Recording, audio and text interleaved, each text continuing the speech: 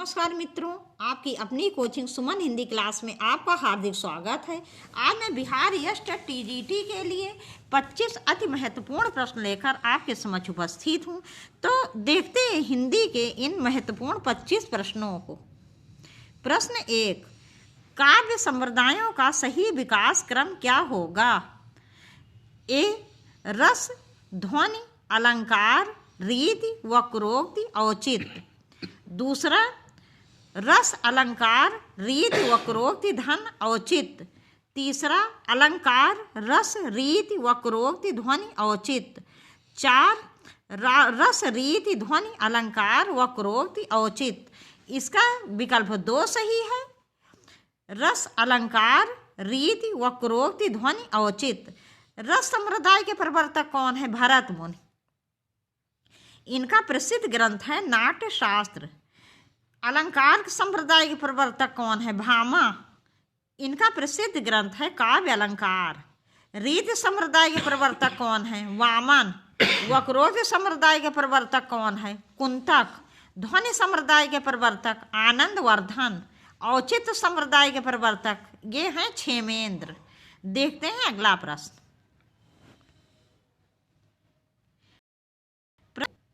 काव्य के अर्थ वैज्ञानिक विवेचन का शुभारंभ किसने किया? 1, वामन। 2, महिम भट्ट। 3, मम्मट। 4, आनंदवर्धन। इसका विकल्प ए सही है। विकल्प 1 सही है, वामन। वामन ने 20वीं शताब्दी के आरंभ में काव्य का वैज्ञानिक विवेचन आरंभ किया था और इनका सबसे प्रसिद्ध ग्रंथ का नाम है काव्य अलंकार। क्या नाम है इनके प्रसिद्ध ग्रंथ का? काव्य अलंकार। देखेंगे अगला प्रश्न। प्रश्न 3, सिद्ध कवियों द्वारा प्रयुक्त भाषा को कहा जाता है? 1, डिंगल। 2, अपभ्रंश। 3, अवहट्ट। 4, संध्या। इसका विकल्प 4 सही है, संध्या। इसका विकल्प 4 सही है, संध्या। सिद्ध कवि जो थे उन्होंने अपभ्रंश के किसी भी रूप को नहीं अपनाया। उस समय अपभ्रंश के 2 रूप विद्यमान थे, एक साहित्यिक अपभ्रंश और एक थी ग्रामीण अपभ्रंश, जिसका कि कुछ विद्वान जो है उसको अवहट्ट नाम भी देते हैं। लेकिन इनकी जो सिद्धों की भाषा थी वो बिल्कुल अपभ्रंश से भिन्न थी। साहित्यिक अपभ्रंश और ग्रामीण अपभ्रंश दोनों से भिन्न थी। इनकी भाषा में तत्सम शब्दों की बहुलता थी। बहुत अधिक संस्कृत शब्दों का प्रयोग हुआ था। तो इनकी भाषा को संध्या या संधा नाम दिया था सबसे पहले मुनि अद्वय वज्र तथा मुनि दत्त सूरी ने। देखेंगे अगला प्रश्न। प्रश्न 4, साहित्य मनुष्य के अंतर का उच्छलित आनंद है, यह कथन किसका है? 1, आचार्य नंद दुलारे वाजपेयी। 2, आचार्य हजारी प्रसाद द्विवेदी। 3, डॉक्टर नागेंद्र। 4, आचार्य रामचंद्र शुक्ल। इसका विकल्प 1 सही है, आचार्य नंद दुलारे वाजपेयी। देखेंगे अगला प्रश्न। प्रश्न 5, संत साहित्य में प्रयुक्त बंखनाली का पर्याय निम्नलिखित में से कौन सा नहीं है? 1, त्रिकुटी। 2, वक्रनाली। 3, राजदंत। 4, शंखिनी। इसका विकल्प 2 सही, वक्रनाली। बंखनाली का पर्याय वक्रनाली नहीं है। इसके अतिरिक्त ये तीनों ही हैं, त्रिकुटी, राजदंत और शंखिनी। देखेंगे अगला प्रश्न। प्रश्न 6, छायावाद में वक्रता का वैभव मिलता है। प्रसाद के काव्य में निम्नलिखित में से किसका उत्कर्ष मिलता है? 1, विदग्धता। 2, अभिव्यंजना। ये अभिव्यंजना होगा, ना पे आखिरी मात्रा रहेगी, अभिव्यंजना। 3, चारुता। 4, चमत्कार। इसका विकल्प 2 सही है, अभिव्यंजना। अभिव्यंजना का अर्थ होता है अपने विचारों को अपने रचनाओं में बिल्कुल उसको प्रकाशित करना उसी रूप में। तो छायावाद में वक्रता का वैभव मिलता है, लेकिन ये प्रसाद जी जो है इनके काव्य में अभिव्यंजना का जो है वैभव उत्कर्ष मिलता है।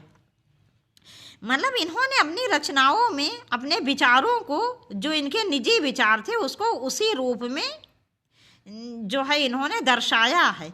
और इसलिए इनके जो कामायनी इनका महाकाव्य है, कामायनी और आंसू जो रचनाएं हैं दो, इसमें पूरा इन्होंने अपने विचारों को उसमें जो है दर्शाया है। किसमें? कामायनी और आंसू जो है इसके ज्वलंत उदाहरण हैं।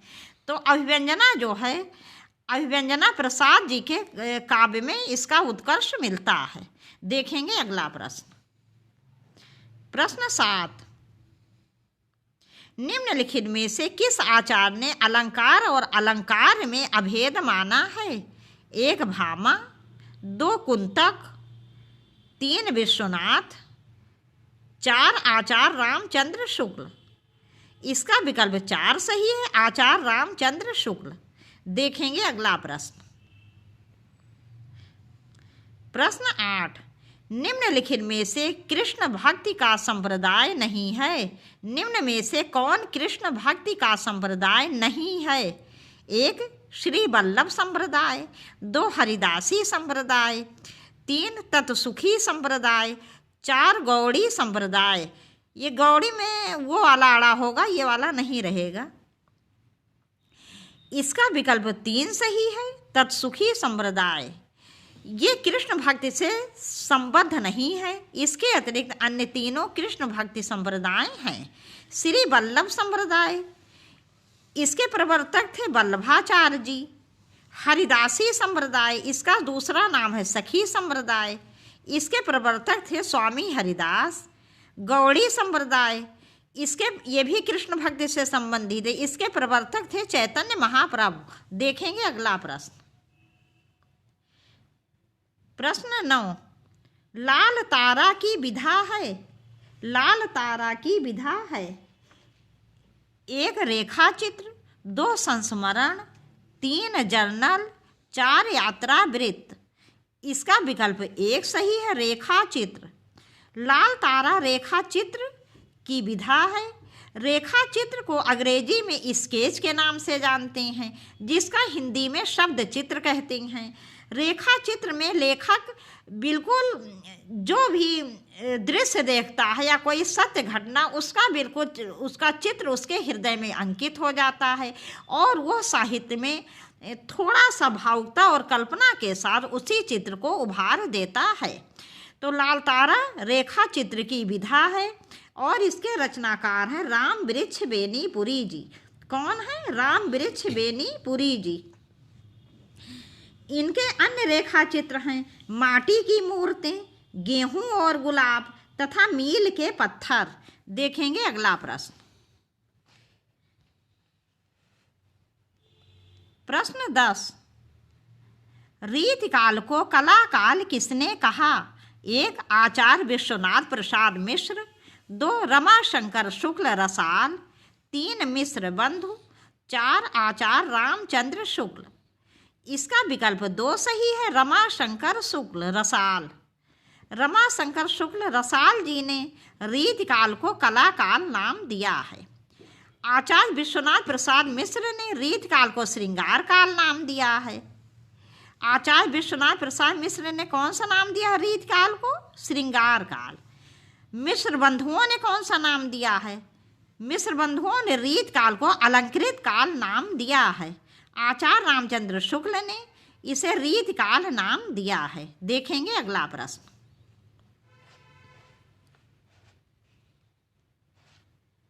प्रश्न 11, ठेठ हिंदी में उपन्यास लिखने वाले कौन हैं? 1 निराला, 2 प्रेमचंद, 3 प्रसाद, 4 हरिऔध। इसका विकल्प 4 सही है, हरिऔध।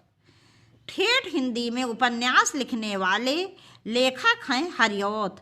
इनका पूरा नाम है अवध्या सिंह उपाध्याय हरिऔध और इनके उपन्यास का नाम है ठेठ हिंदी का ठाठ। क्या नाम है? ठेठ हिंदी का ठाठ। और ये उपन्यास इन्होंने लिखा है 1989 में और इनका दूसरा उपन्यास है अधिखिला फूल। क्या नाम है? अधिखिला फूल, जो इन्होंने 1907 में लिखा है। हरिओत जी ने जो है वो हिंदी खड़ी बोली में पहला महाकाव्य लिखा है, जिसका नाम है प्रिय प्रवास। देखेंगे अगला प्रश्न। प्रश्न 12, केवल सूक्ष्मगत सौंदर्य सत्ता का राग कहकर छायावाद का विरोध किसने किया था? केवल सूक्ष्मगत सौंदर्य सत्ता का राग कहकर छायावाद का विरोध किसने किया था? 1 आचार्य रामचंद्र शुक्ल, 2 महादेवी वर्मा, 3 सुमित्रा नंदन पंत, 4 अज्ञेय। इसका विकल्प 2 सही है, महादेवी वर्मा। महादेवी वर्मा जी ने छायावाद को सूक्ष्मगत सौंदर्य सत्ता का राग कहकर छायावाद का विरोध किया था। छायावाद के सभी कवि, अधिकतर सभी कवि जो हैं, उनको की वास्तविकता से उनका कोई मतलब ही नहीं था, केवल परम सत्ता के उसमें कल्पना में जो है प्रकृति, जितने भी उनके चित्रण और प्रकृति और कल्पना से ही संबद्ध है। मतलब सबका उद्देश्य जो है, जितनी भी रचनाएं हैं अधिकतर उनमें अलौकिक सत्ता का ही बोध होता है। इसीलिए महादेवी वर्मा जी ने इसे सूक्ष्मगत सौंदर्य सत्ता का राग कहकर छायावाद का विरोध किया, क्योंकि इनको वास्तविकता से कुछ लेना देना नहीं था। देखेंगे अगला प्रश्न। प्रश्न 13, प्रयोगवाद की जन्मदात्री पत्रिका है। 1 तार सप्तक, 2 प्रतीक, 3 नए पत्ते, 4 नई कविता। इसका विकल्प 1 सही है, तार सप्तक। तार सप्तक प्रयोगवाद की जन्मदात्री पत्रिका है और इसका प्रकाशन हुआ था 1943 में। इसके 4 भाग हैं और पहले को तार सप्तक के नाम से जाना जाता है, फिर दूसरा सप्तक, तीसरा सप्तक और चौथा सप्तक। इसके संपादक कौन थे? इसके संपादक या जनक थे अज्ञेय जी, जिनका पूरा नाम है सच्चिदानंद हीरानंद वात्स्यायन अज्ञेय। देखेंगे अगला प्रश्न।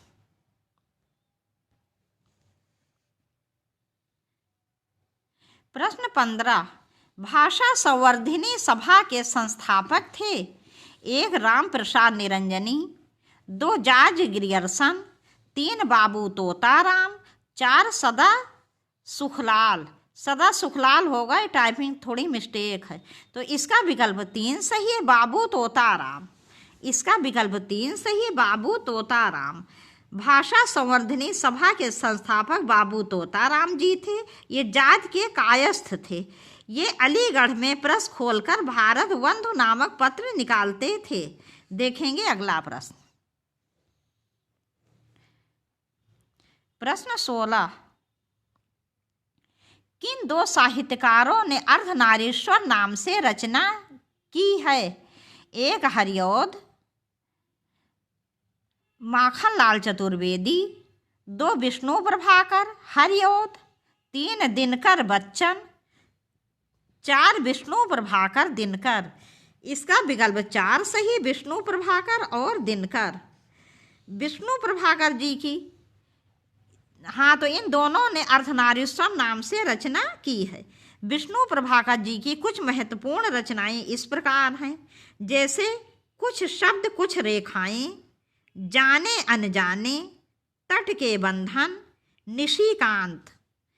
तो इस प्रकार से इनकी कुछ मुख्य रचनाएं हैं। और दिनकर जी की कुछ मुख्य रचनाएं इस प्रकार से हैं, जैसे उर्वशी, रेणुका, रश्मिरथी, कुरुक्षेत्र, रसवंती, हुंकार, परशुराम की प्रतीक्षा, सामधेनी, नील कुसुम, सीपी और शंख आदि। देखेंगे अगला प्रश्न।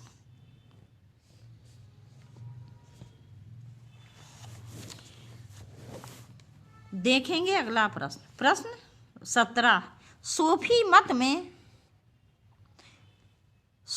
मत में वर्णित साधक की 4 अवस्थाओं शरीयत, तरीकत, मारिफत, हकीकत की भारतीय भक्ति मार्ग के साथ सही क्रम में संगति होगी। सूफी मत में वर्णित साधक की 4 अवस्थाओं शरीयत, तरीकत, मारिफत, हकीकत की भारतीय भक्ति मार्ग के साथ सही क्रम में संगत होगी। 1 आचरण, उपासना, सिद्धावस्था, सत्यबोध। 2 सत्यबोध, आचरण, उपासना, सिद्धावस्था। 3 आचरण, उपासना, सत्यबोध, सिद्धावस्था। 4 सत्यबोध, उपासना, आचरण, सिद्धावस्था। इसका विकल्प 3 सही है, आचरण, उपासना, सत्यबोध तथा सिद्धावस्था। साधक की जो है ये प्रथम अवस्था जिसे आचरण कहते हैं, ये नासूत कहलाती है, जिसमें वो शरीयत का अनुसरण करता है। दूसरी दशा मलकत है, जिसे कि क्या कहेंगे, उपासना नाम देंगे, जिसे उपासना नाम देंगे, जिसमें साधक तरीकत और उपासना का तरीकत और उपासना में प्रवृत्त होता है। तीसरी दशा जबरूत है, जिसे कि सत्यबोध कहते हैं, जहाँ वो आरिफ बन जाता है अर्थात मारिफत या सत्यबोध होता है। चौथी अवस्था लाहूत है, लाहूत जिसे कि सिद्धावस्था कहते हैं, जहाँ पहुंचकर इसे हकीकत, परम तत्व या सिद्धावस्था की उपलब्धि हो जाती है। देखेंगे अगला प्रश्न। प्रश्न 18, ग्रियर्सन कृत the modern vernacular literature of northern Hindustan का हिंदी अनुवाद किसने किया? 1 डॉक्टर किशोरी लाल गुप्त, 2 डॉक्टर राम कुमार वर्मा, 3 डॉक्टर लक्ष्मी सागर वासरणे, 4 डॉक्टर जगदीश गुप्त। इसका विकल्प 1 सही है, डॉक्टर किशोरी लाल गुप्त, डॉक्टर किशोरी लाल गुप्त। तो ग्रियर्सन की कृति the modern vernacular literature of northern Hindustan का हिंदी में अनुवाद किया है डॉक्टर किशोरी लाल गुप्त ने। यदि आपसे प्रश्न पूछा जाता कि गारसा द तासी के इतिहास ग्रंथ लिटरेतुर एंदुई ए हिंदुस्तानी का हिंदी में अनुवाद किसने किया, तो आपका उत्तर होता डॉक्टर लक्ष्मी सागर वासरणे ने। देखेंगे अगला प्रश्न। प्रश्न 19, आंग्ल भाषा में लिखा गया हिंदी साहित्य का इतिहास स्केच ऑफ हिंदी लिटरेचर के लेखक हैं 1 पादरी F.E.K., 2 पादरी Edwin Grift, 3 Garcin de Tassy, 4 George Grierson. इसका विकल्प 2 सही है, पादरी एडविन ग्रिफ्ट। इसका एडविन होगा, एडविन ग्रिफ्ट। इसका विकल्प बी सही, पादरी एडविन ग्रिफ्ट। ये एडविन होगा, ये सन एडविन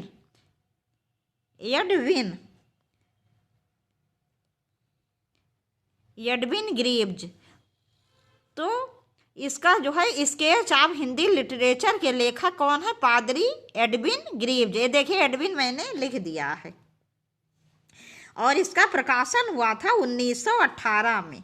यदि आपसे प्रश्न पूछा जाता कि पादरी F.E.K. की रचना क्या है, पादरी F.E.K. की रचना क्या है, तो आपका उत्तर होता ये हिस्ट्री ऑफ हिंदी लिटरेचर। क्या होता, ये हिस्ट्री ऑफ हिंदी लिटरेचर, जो कि इनकी 1920 में प्रकाशित हुई। देखेंगे अगला प्रश्न। प्रश्न 20, भारतेंदु का खड़ी बोली के रचित कविताओं का संग्रह किस नाम से प्रसिद्ध है? 1 फूलों का गुच्छा, 2 प्रेम तरंग, 3 प्रेम सरोवर, 4 प्रेम माधुरी।